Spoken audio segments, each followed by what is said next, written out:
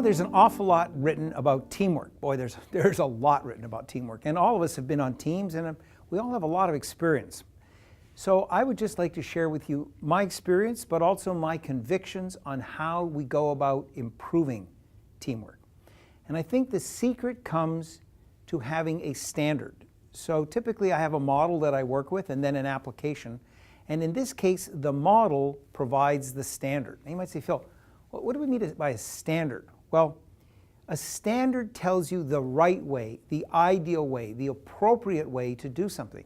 So if I'm in a manufacturing plant and I'm making yogurt, there is a way to make the yogurt in such a way that it comes off the line and it's healthy and it's safe to eat and it's flavorful and it's exactly the way it was intended. And often if you fail to manufacture to standard, you run into problems. So the standard says this is the way it should be.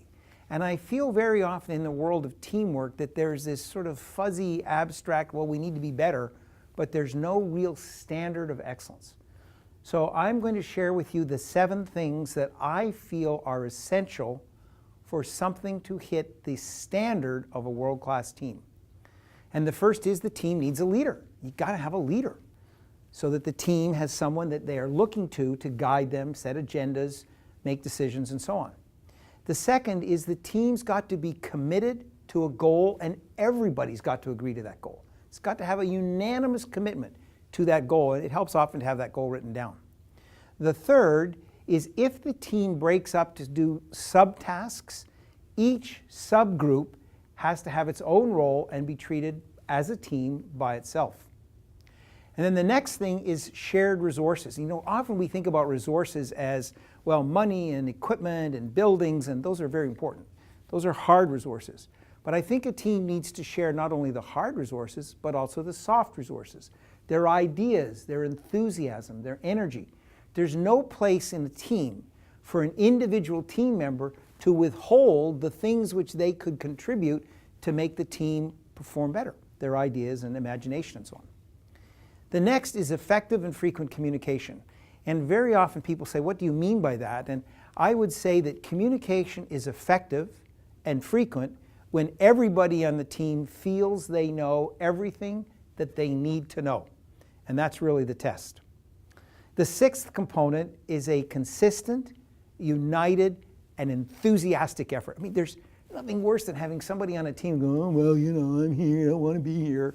And they don't bring any energy. They're not excited about it. And we need that level of excitement because I think full commitment should bring consistent, united effort.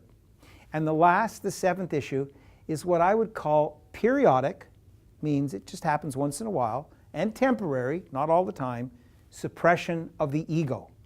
You can't have a team where everybody dominates. Now, those 7 things make up the standard of a world-class team, and that would be the model.